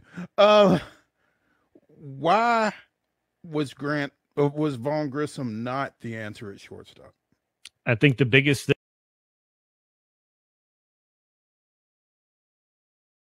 thing for the Braves was the continuity of the everyday defense, and it's just a position that they weren't able to truly believe and commit to him that he was going to be able to cover that position every single day. And I think that as you looked at the opportunities that he got at shortstop in the big leagues, they were fleeting, obviously. They just wanted to go with somebody who offered a bit of a more, I think, steady hand. And Orlando Arcia was the right guy at the right time and was able to step up and take that job. Now, Vaughn, I think if he could have pivoted over to second base, that might have made some sense for the Braves, but they have an awfully good second baseman, so they didn't need that. He's not going to move to third base because they have an awfully good third baseman, and I just don't think that Von Grissom offers the power profile that you're looking for out of a corner outfielder. So even though the Braves talked about him going down and playing winter ball and doing those things, which I commend Vaughn Grissom for doing, obviously, because he's trying to find at bats however he can, I didn't see him being the answer in left field without the Braves turning over a lot of other stones first. And clearly Jared Kelenic changed that equation. And I think as Alex Anthopoulos talked about it with the media a couple of weeks ago upon that trade, they weren't going to get this deal done without Vaughn Grissom being included. So that just seemed to be a thing where the Braves didn't really have an opportunity to play him every day. And as a young player that could bring them something back like a Chris Sale, I think it was the right time to make that move. And hopefully Chris Sale can remain healthy. 20 starts for the first time in 5 years this past season, over 100 innings. That's things trending in the right direction. They finished the season strong. And if they get a healthy Chris Sale in that rotation, that's really what the Braves were looking for all winter. So I think a lot of different roads all kind of came together to have Vaughn Grissom be the player that went to Boston to bring Chris Sale to Atlanta. Clearly his first major league home run made an impression on the Red Sox. I would say so. It made an impression on me. I know that. No doubt. Where, and I'm not sure that where do you think he figures in Boston, just out of curiosity? I'm kind of interested to see that, to be honest with you, because they have some young infield prospects. I think Trevor Story's been battling injury the last couple of years, but obviously we saw Xander Bogaerts go sign with the San Diego Padres. So I don't think everything's settled on their infield, and there's a little bit more opportunity at one place or another than there was for the Braves, where they really didn't seem to be much, if any, opportunity beyond shortstop. Could he play the outfield there some? I guess, but I could see him being more of like maybe a super utility guy for them that could get the occasional start at third when Rafael Devers is not in the lineup, start at short, start at second. And he's a useful player in terms of his bat to ball skills. So I just feel like there's more of an overall opportunity, a clearer opportunity for Vaughn Grissom up in Boston. Yeah, it sometimes when you have an offense as good as the Braves have and a defense really as good as the Braves have, there are just going to be some guys, some good guys who aren't good enough. And that's a testament to what this organization has built over the last 5 years. Yeah, it definitely is. And then when you look at what they need, their list of needs was very specific and very short.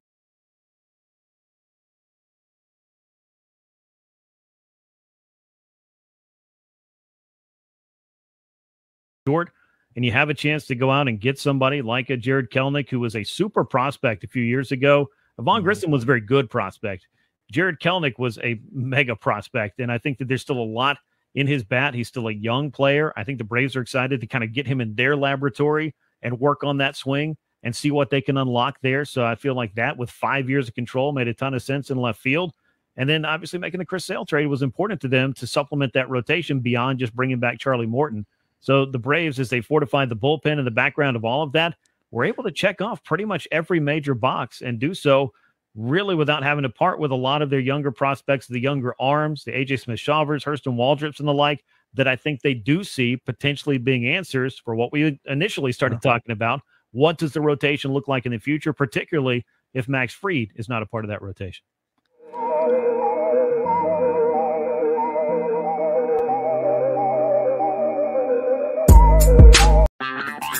This is Chris Yao with Main Street Sports Today. Every show, Mo Patton and I welcome friends from all across the sports landscape, from high school coaches and reporters to national, college, and pro sports personalities. You never know who might stop by for a chat.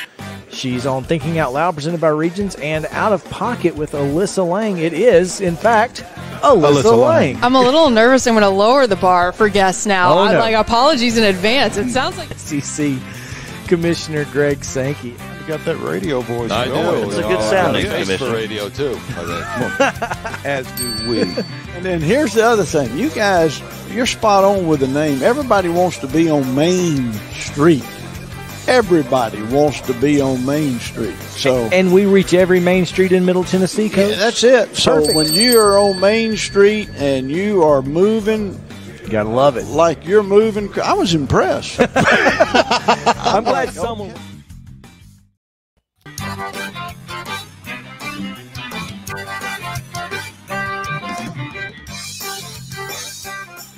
Welcome back in Main Street Sports Today, presented by Mid-Tennessee Bone and Joint. I hope you enjoyed that throwback to last week when we talked with Grant McCauley about the Atlanta Braves. We'll continue some baseball talk now as John Perrotto joins us here on Main Street Sports Today. John, what's going on? Thanks for your flexibility there. Oh, thank you. I appreciate it. I guess, as they say in the TV world, I had technical difficulties here with my internet, but hopefully it's solved and I won't disappear on you in the middle of the interview.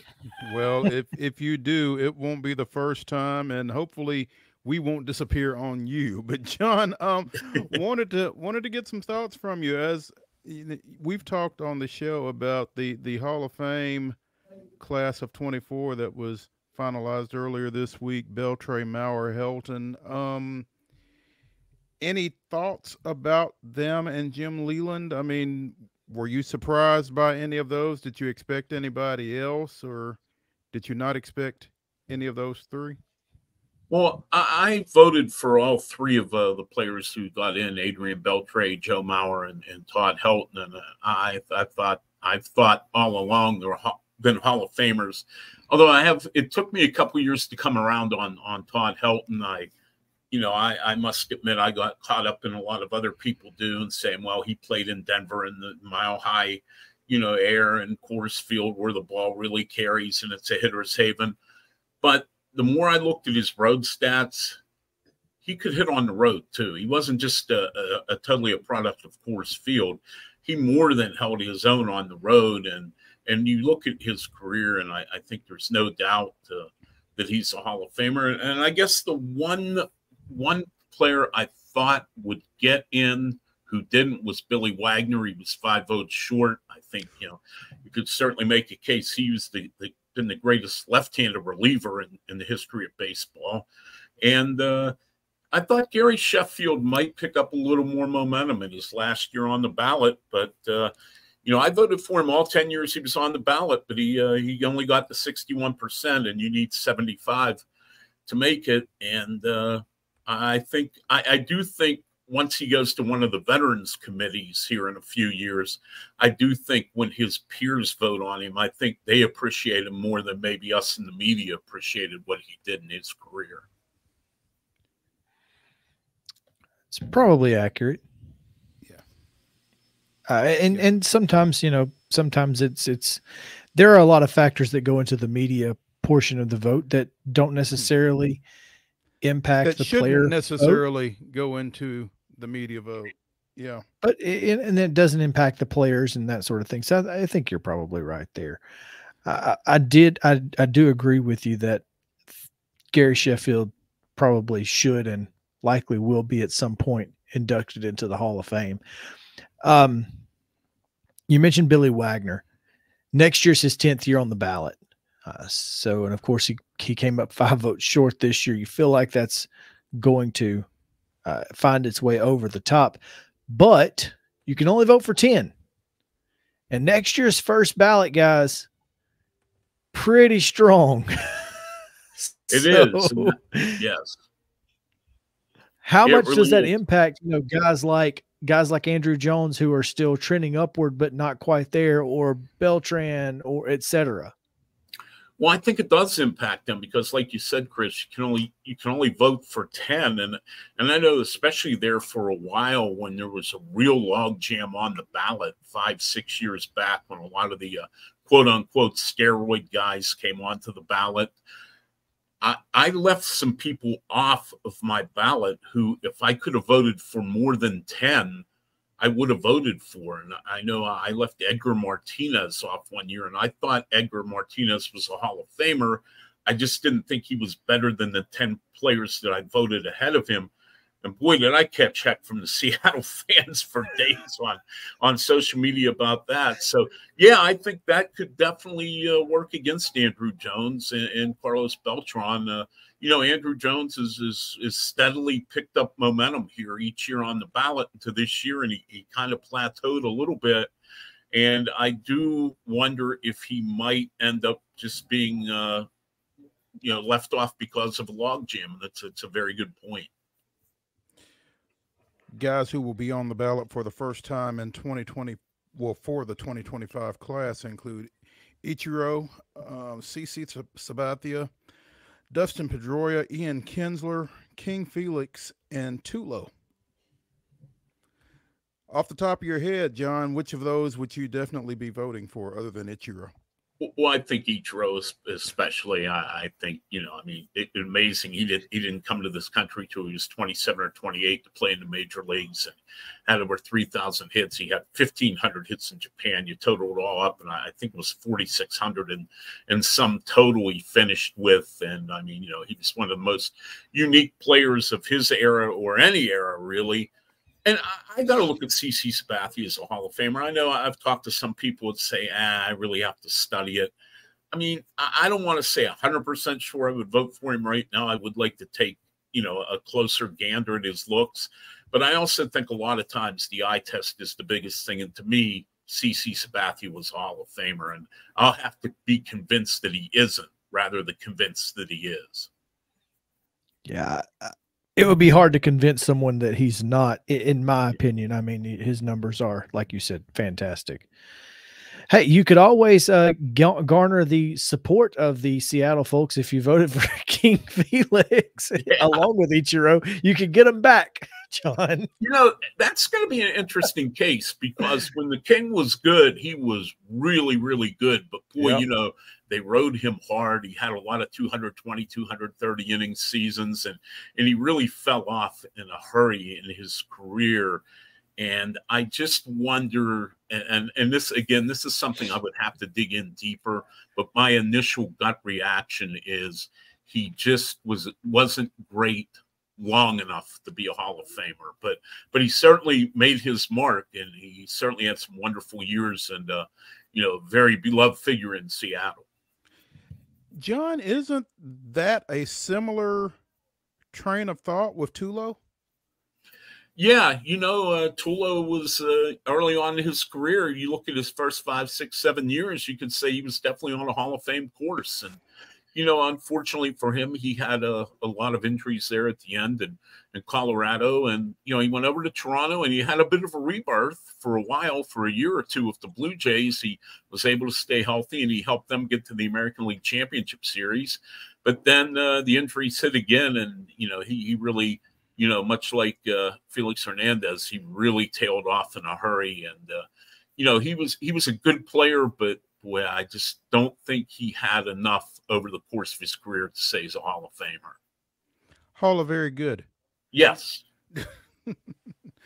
John Perrotto of Sports Kita joining us here on Main Street Sports today, talking a little Hall of Fame. Obviously, Chris and I are huge Andruw Jones guys. I mean, what do you think it's going to take for him to get in? That next year will be his next to last year of eligibility. You know what I think helps him, and especially with the voting pool of writers getting younger, is more of the older folks drop off, which is, I'm an older folk myself, and I haven't dropped off yet, thankfully. But, you know, guys that once you retire, you have a vote for 10 more years, and that's it. So you do have a number of older voters who are falling off the rolls, I guess, for lack of a better term. And I do think a lot of the younger writers take analytics more into account in their vote than perhaps the older generation does. And when you look at it analytically, WAR and things of that nature really count more, it put more emphasis on defense than maybe the old school people do. And Andruw Jones's defensive metrics were, you know, through the roof. I mean, you can make a case if you go strictly by the numbers. He was not only the greatest center fielder ever defensively, but the greatest defensive player in baseball history. And you guys saw him for a long time. I saw him throughout his career. And, you know, again, he's a guy that dropped off late in his career. After he left Atlanta, he was never the same player again. But boy, those years in Atlanta, he was as good as just about everyone. And nobody, you know, I only saw Willie Mays when I was young, very little bit at the end of his career. So I've never seen another center fielder as good as Andruw Jones. Neither had Willie Mays. No. Of course, Willie didn't watch himself either. Yeah. But Andruw was awfully good. Andrew was awfully good. And I do think the defensive metrics that have been developed here in the last 10 to 15 years have really helped his case. I think if you would be voting for him 20 years ago with a 254 career average, he might not even got the 5% vote to be on the ballot once. But I think the modern voters and even myself appreciate the value of defense more than we used to. I think you're exactly right. So, well, John, it's always interesting when Hall of Fame time comes around because everybody's got an opinion and then not everybody's got a vote. You do. And so we appreciate your opinion a little bit more than most. And absolutely. It's a fascinating process. It really is. Nothing sparks more debate than Hall of Fame discussions. And I think it's great. I think it's great for the game. It's great for the Hall of Fame. And it's fun because everybody looks at a player differently. And in a lot of ways, there really is no right or wrong answers to a lot of these debates. John, we appreciate you taking time and, again, being flexible with us as my pleasure. We get you on here, and we always appreciate it. And, again, there's a story up you've got a story about the Pirates and Noah Syndergaard up right now. Yeah. And that's an interesting thought process. I bet he's got a story up on Aroldis Chapman as well. Well, yes, I was going to say that's it looks like Pittsburgh is putting together some ideas at least. So good for them. They keep saying, the manager and the general manager and the owner and the players all say they plan to contend this year. I look at that team right now and I still see a hole in the starting rotation and lacking one more big bat in the lineup. But, it's a winnable division in National League Central. There's no overpowering team in the division. So, they did win 76 games last year after losing 100 the previous 2 years. So they are on the upswing, and the division is wide open enough that, anyone can dream it this time of year. Maybe O'Neal Cruz is that big bet. That would help if he comes back strong. And, we saw him, the writers 3 weeks ago, the Pirates had their fan festival right after the holidays that weekend. And he was there and he said his ankle feels fine. He played in some simulated games at the Dominican Academy. And, he's a tremendous talent. I won't say he's a tremendous player yet. He still has a way to go, but he has a very big time power. He's very fast. He has a cannon for an arm at shortstop. And really, and I hate to say this because I've seen this with other players, but the sky really is the limit with this guy. If he puts it all together, he'll be one of the top 5 players in the game if he puts it all together. If you ever get a chance to get a ticket to a Pittsburgh-Cincinnati game with O'Neal Cruz and Ellie De La Cruz, take it. So absolutely. Yeah. Hey, John, we appreciate it, man. Oh, my pleasure. Thanks for having me, guys. Always good talking with you. You too. All right, we'll take a quick break. When we come back, rapid fire right after this.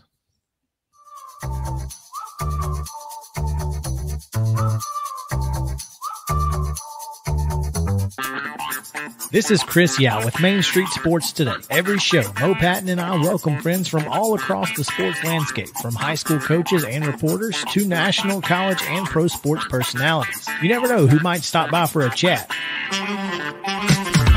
AP Tennessee sports editor, 3-time Tennessee Sports Writer of the Year 2020 TSWA Hall of Famer. She covers the Titans, the Predators, the Grizzlies, college football, and hoops. Please make welcome Teresa Walker. Former University of Tennessee, former Team USA Olympian, ex-Cy Young Award winner, R.A. Dickey. R.A., did I miss anything? Man, that was sweet. Yeah, I need to listen to that before I go to bed every night. That was nice. Has 5 sports Emmys. That's not bad for the other guy in Wham, Ryan McGee. Other guy in Wham married the best looking girl, Bananarama. So other guy in Wham had a pretty good life. From preps to pros, we're taking on the sports topics you care about. Tune in across Main Street Media social platforms at 2 p.m. or on demand on your podcast distribution platform of choice.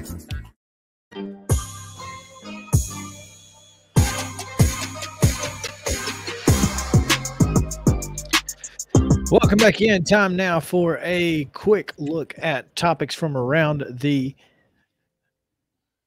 sports world.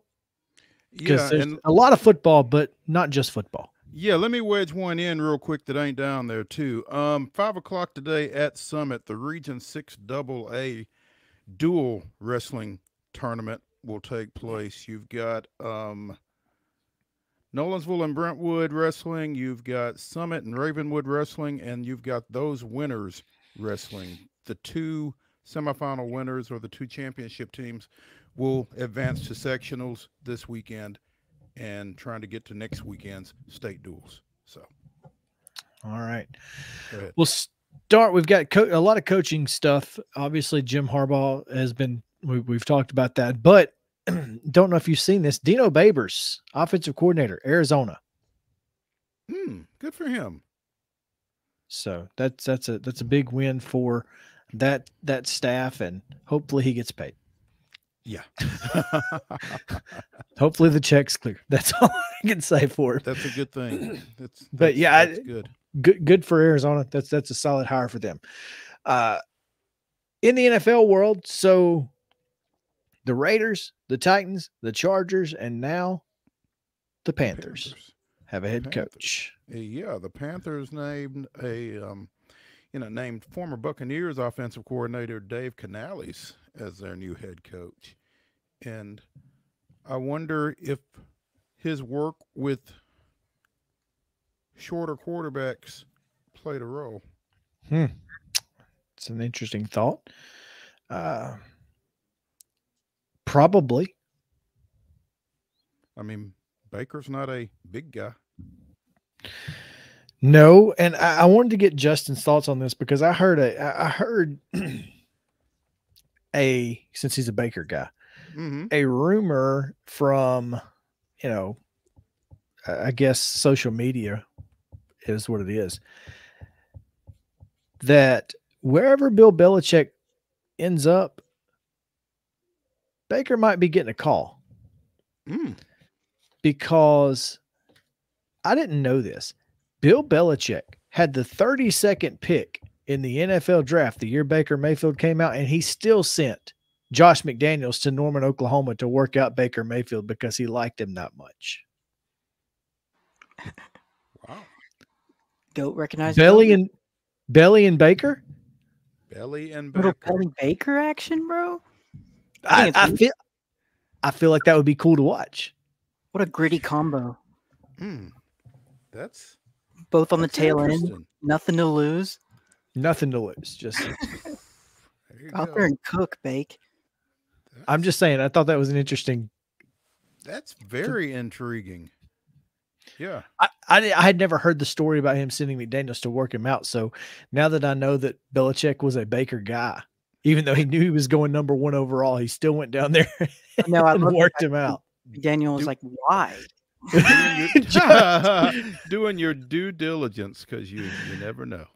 So anyway, yeah, Canales I think is a good. I think it's a good hire for the Panthers. I don't know if it's a great idea on Canales' part, but I guess you got to start somewhere. And if you want a job, that's one you can take. Hey, there's only 32 of them.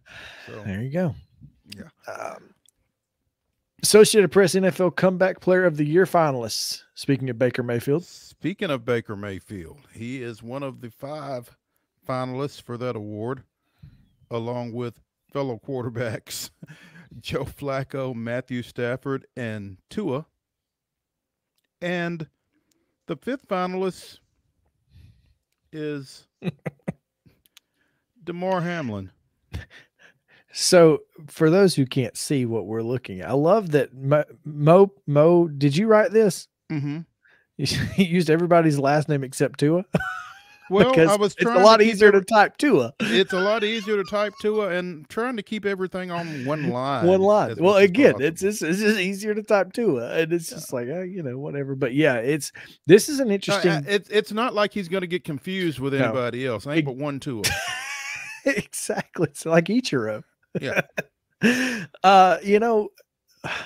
This is an interesting list to find with Mayfield. Like I think there's a good argument for all of them except maybe Stafford. I think Stafford's probably 5th on this list of 5.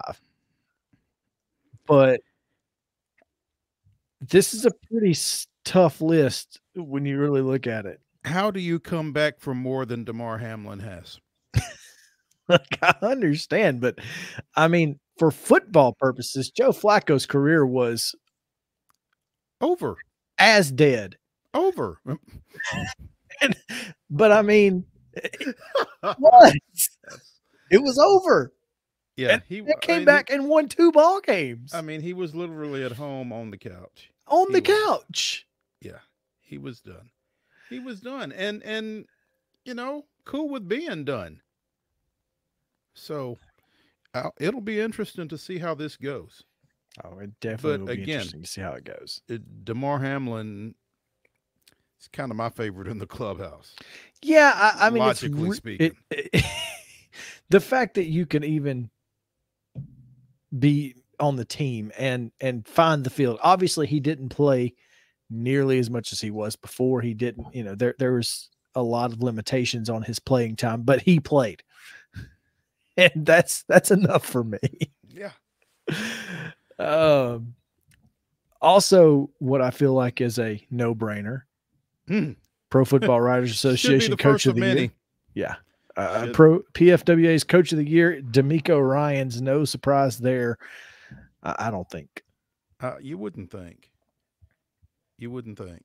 And like I said, anybody that gives that award this year that doesn't come to this same outcome, you got to look at it a little askew, as they say. So. Let's see. No more NFL news to get to, so let's get into the Nashville Sounds, who have announced their 2024 coaching staff. Sweet. Gotta love it. Yeah. Rick is back at the helm.